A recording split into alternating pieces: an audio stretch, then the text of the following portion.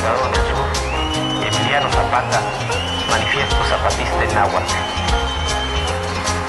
Al pueblo de México, a los pueblos y gobiernos del mundo. Hermanos, nosotros nacimos de la noche, en ella vivimos. Buen día, Díez Marinani, público de los Aguaquintos. Un alumno de la Facultad de Ciencias Políticas de la UAP nos escribió para solicitarnos una entrevista y saber un poco más sobre esta Escuela Autónoma Emiliano Zapata. Pues debido a la pandemia del coronavirus, la entrevista no puede ser presencial, entonces la iremos haciendo en partes y por este medio. Entonces, para empezar esta entrevista, él nos hace 3 preguntas. La primera, en realidad son 2, y es ¿cómo y cuándo surgió el proyecto? Bueno, empezaré diciendo que el 12 de enero del 2001 yo me vine a vivir a este pueblo, Santa Clara Huitziltepec, en el sentido de un proyecto, como una especie de plan. Pues no había tal cosa como involucrarme en este asunto de la educación. Cuando yo llegué a vivir aquí al pueblo, yo más bien pensaba en trabajar como campesino, como albañil o como comerciante. Entonces, si me involucré en esto de la educación es porque cuando llego a vivir aquí, a los pocos días, alumnos del bachillerato llegaron hasta ese lugar allá en el pueblo donde vivía y me pidieron que les ayudara con una tarea. Si no mal recuerdo, era sobre la Guerra Fría. Entonces ahí me tienen que pues, les platiqué sobre todo de Alemania, el muro de Berlín y pues todo lo que había pasado ahí, etcétera, ¿no? Días después llegó un comité de padres de familia de la primaria y pues me dieron a conocer que había un grupo que ya llevaba más de un mes sin maestro. Entonces ellos me fueron a ver para pedirme que yo me hiciera cargo de ese grupo. Entonces pues hablé con el director, nos pusimos de acuerdo, él estuvo de acuerdo, él aceptó, y así fue como empecé a dar clases en la escuela primaria de aquí del pueblo, en la escuela primaria aquí de Cerdán. Y a partir de ahí pues empezó mi involucramiento con la educación en este pueblo de Santa Clara Huitziltepec. En ese tiempo, del 2001 hasta 2004, o sea más o menos como 3 años, estuve dando clases en las 3 escuelas, en la primaria aquí de Cerdán, en la telesecundaria Huizot y en el bachillerato Octavio Paz. Durante ese tiempo di clases y pues mi idea era que pues, sigue siendo que la educación debe ser gratuita. Entonces di clases sin percibir salario alguno, pues porque ingenuo como era en ese entonces, yo tenía la idea de que desde ahí, desde las escuelas, podía hacer algo por la educación en mi pueblo. Y bueno, así pasaron esos 3 años hasta que pasó algo en octubre del 2004. Resulta que con una maestra del bachillerato organizamos un viaje a Teotihuacán con los alumnos. Entonces ya todo estaba listo para irnos de viaje, ya estaba hasta el autobús que nos prestó la misma UAP de la prepa de aquí de Tecamachalco. Y un par de días antes la directora salió con que pues no podíamos ir si no teníamos un seguro de viaje, pues lo cual estaba más allá de nuestras posibilidades. Entonces dijeron ayer el bachillerato que la excursión se cancelaba. Los maestros, de hecho, amenazaron a los alumnos con que los iban a reprobar en ciertas materias si se atrevían a ir sin su permiso. Pues lo que yo le dije a los alumnos es que no había mucho que pensar, mucho que discutir, solo tenían que decidir si iban o si no iban, y pues atenerse a las consecuencias, ¿no? Si iban, pues los iban a reprobar, y si no iban, pues iban a quedar ahí en la escuela ese día. La cosa es que lo hicimos, la excursión, y pues sorprendentemente nos fuimos con el autobús lleno, además de los alumnos que estaban interesados en ir a Teotihuacán del propio bachillerato, pues también se agregaron alumnos de la primaria y de la secundaria. Y pues ya nos fuimos todos contentos, nos la pasamos re bien, conocimos Teotihuacán. Ya de regreso el chofer accedió a llevarnos a Tlatelolco, entonces los alumnos conocieron Tlatelolco y todo bien. Pero resulta que a los pocos días los maestros del bachillerato, según me dijo esta maestra con la que me llevaba muy bien, convocaron una junta y según sus propias palabras lo que se dijo ahí en esa junta es que los maestros estaban un tanto escandalizados porque decían que la influencia del maestro Filo, o sea de mi persona, sobre los alumnos era más grande todavía que la de todos ellos juntos. Entonces no estaban nada contentos. Entonces en esa junta ellos quedaron de mandar a traer al supervisor, lo cual ocurrió a la siguiente semana. Entonces ya llegó el supervisor allá al bachillerato y lo que dijo es que yo pues no podía dar clases ahí porque pues no tenía un contrato y bueno, todo eso, ¿no? Los alumnos estuvieron en total desacuerdo. De hecho recuerdo muy bien que unas alumnas hablaron, o sea, mencionaron la palabra huelga. O sea, dijeron, si ustedes corren al nuestro filo, nos vamos a huelga. Pero bueno, yo le dije entonces a los alumnos, pues tranquilos, ¿no? Si no puedo estar aquí, no hay bronca. Y agarré mi morral y que me retiro, ¿no? O sea, me despidieron del bachillerato, aunque pues no estaba cobrando salario alguno, entonces pues así pasó, ¿no? Entonces ya que salí del bachillerato, pues pasé con una familia con la que me llevaba muy bien, me invitaron a echar un taco, y ya les platiqué lo que había pasado. Entonces recuerdo muy bien que la señora me dijo así con sus propias palabras, pues no te preocupes, Filo, mejor deberías de hacer tu propia aula, nosotros te ayudamos, tú no necesitas nada de las escuelas. Y entonces podría decir que ahí es donde nace la idea de hacer una escuela autónoma, o sea, una escuela propia que no estaba regida por las directrices, por las reglas de la Secretaría de Educación Pública. Entonces ya en noviembre convoqué a mis alumnos, niños, jóvenes, y a varios adultos, bueno, sus padres o amigos que yo tenía, familiares de aquí del pueblo, y a partir de ahí, con la ayuda de todos ellos, pues nos dedicamos a levantar esta aula, que fue pues desde rascar aquí donde quedó el cimiento, de la cadena que está alrededor, en realidad, levantar las paredes y pues ya, levantamos. Entonces finalmente el 22 de diciembre de ese año, el 2004, pues llevamos a cabo aquí la inauguración, ya con el nombre de Escuela Autónoma Emiliano Zapata. Organizamos una comida, pues sencilla y humilde, como de por sí somos, y ya vinieron varios alumnos, niños, jóvenes, papás, y nos la pasamos muy bien aquí. Y bueno, al día siguiente pues ya empecé a dar clases públicas, gratuitas y científicas.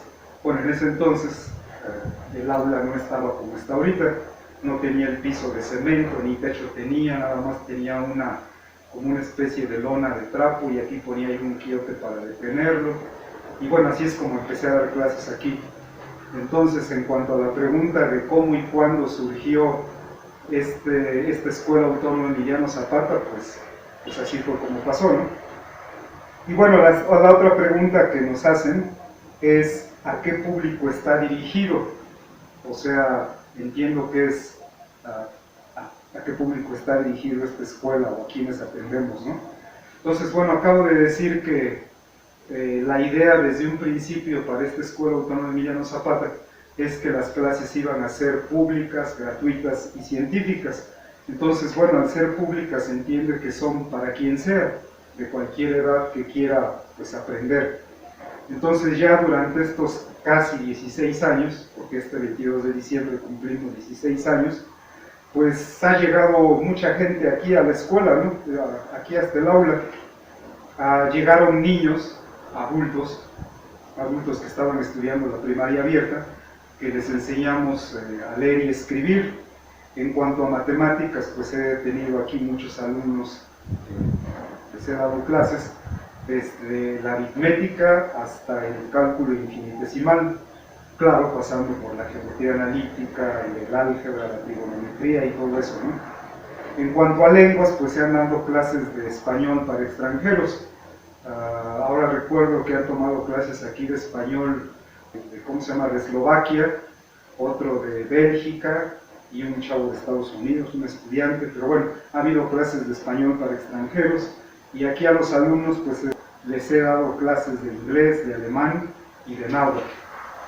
También hemos hablado aquí en esta aula mucho acerca de la historia de México, de política internacional, pero pues siempre desde un pensamiento crítico, desde el análisis. Y pues hasta aquí han acudido alumnos del municipio.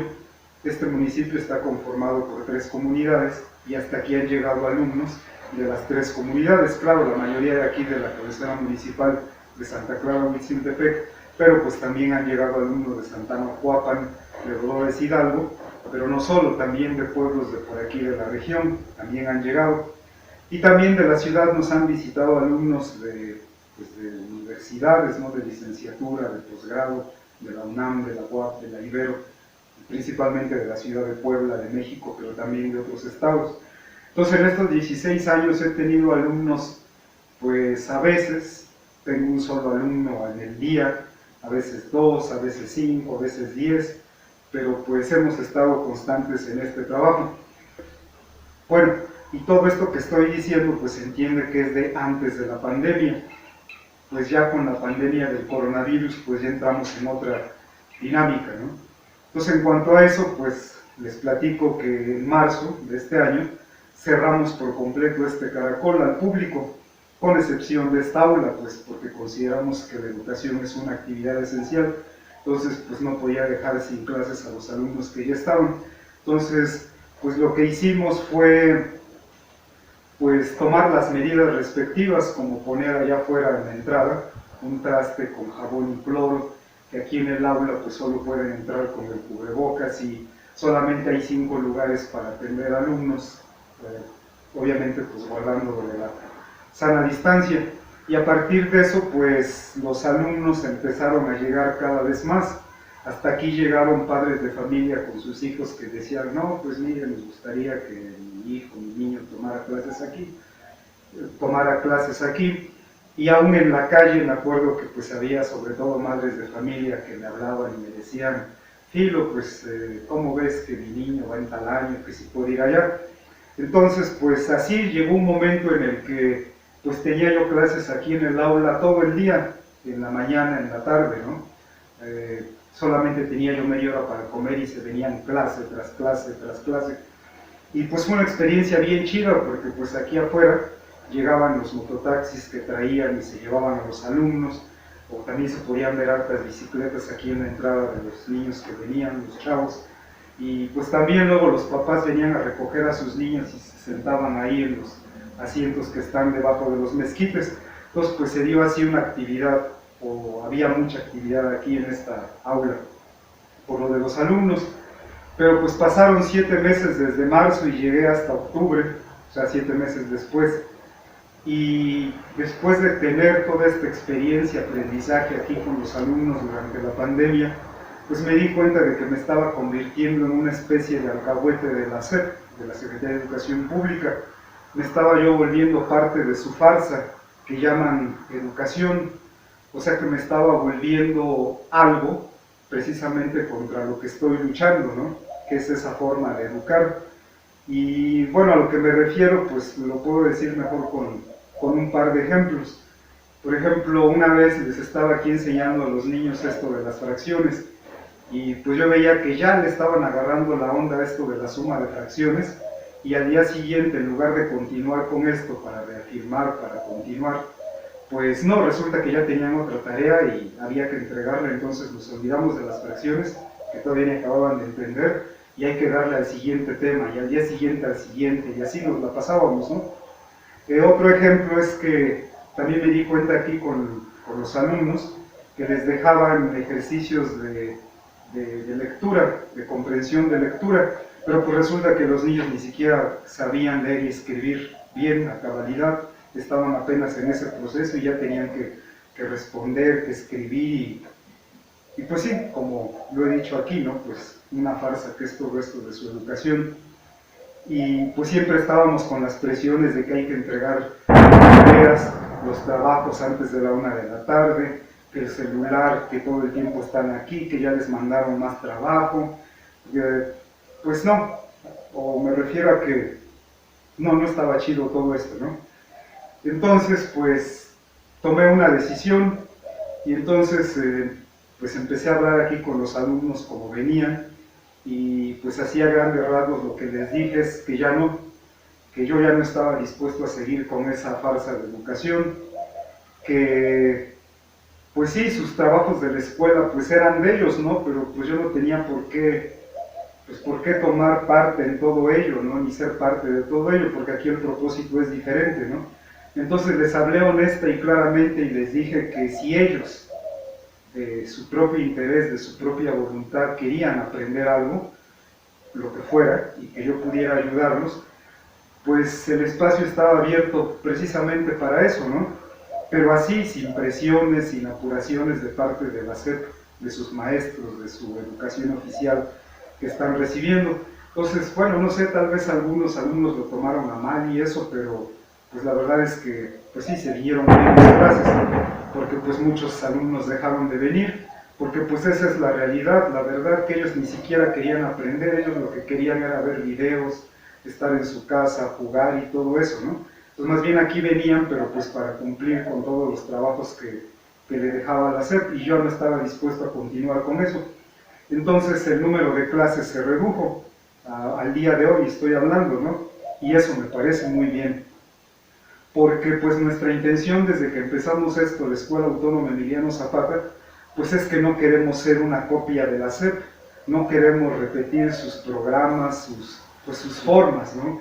Sus modos, sus intenciones, sus objetivos, pues no nos interesa porque pues vemos que pues ese es parte del problema, ¿no? De la educación. Y pues nosotros estamos bien conscientes que aquí como Escuela Autónoma Emiliano Zapata pues somos muy pequeños, pero también sabemos que tenemos nuestra propia aportación, o sea que pues también tenemos nuestra propia corriente de pensamiento, que quiere decir nuestra propia manera de ver y entender el mundo. Entonces nosotros tenemos aquí en este espacio una posición política bien clara. Somos, nos decimos, anticapitalistas. Nosotros consideramos que el capitalismo es una especie de monstruo, como una especie de hidra que tiene muchas cabezas y que nos ataca por todos lados, ¿no? Desde la salud, desde la economía, desde el machismo, ¿no? La violencia, desde el crimen organizado. Pues es un sistema, ¿no? Que así funciona con todo lo que tiene. Y una de las cabezas de esa hidra pues es la educación, toda en general, ¿no? Así lo vemos desde aquí, desde el kinder hasta la universidad, pues todo este sistema educativo, pensamos es parte de un proceso de dominación, de enajenación y de colonización. Eso es para nosotros toda esta educación oficial, ¿no? Y pues nosotros desde aquí hasta donde alcanzamos a ver, pues vemos que hay una crisis estructural en el sistema mundo, y nosotros lo que menos queremos es pues repararlo, recomponerlo, resarcirlo, reconstruirlo, rescatarlo. Lo que nosotros queremos es destruirlo, y lo que queremos es levantar otro mundo, un mundo pues otro, diferente, un mundo más justo y más humano para todos, para todas. Y lo que también sabemos es que para levantar ese mundo, lo que tenemos son tres cosas. Uno es la ciencia, otro es el arte, y otro es pues nuestra historia como pueblos nahuas. Con eso es como nosotros pensamos que otro mundo es posible, y no solo lo pensamos, sino que lo trabajamos y lo hacemos un poquito posible todos los días. Eso es lo que nos mueve a seguir con esto que llamamos pues la Escuela Autónoma Emiliano Zapata. Y pues bueno, entonces vamos a continuar con esta entrevista en otras partes, cuando nos hagan más preguntas estos chavos de la Facultad de Ciencias Políticas de la UAP. Y mientras tanto, un saludo y nos vemos hasta la próxima. Para todos todo. Nuestra lucha es por hacernos escuchar, y el mal gobierno grita soberbia y tapa con cañones sus oídos. Nuestra lucha es por un trabajo justo y digno, y el mal gobierno compra y vende cuerpos y vergüenza. Nuestra lucha es por la vida, y el mal gobierno oferta muerte como futuro. Nuestra lucha es por la justicia, y el mal gobierno se llena de criminales y asesinos. Nuestra lucha es por la paz, y el mal gobierno anuncia guerra y destrucción.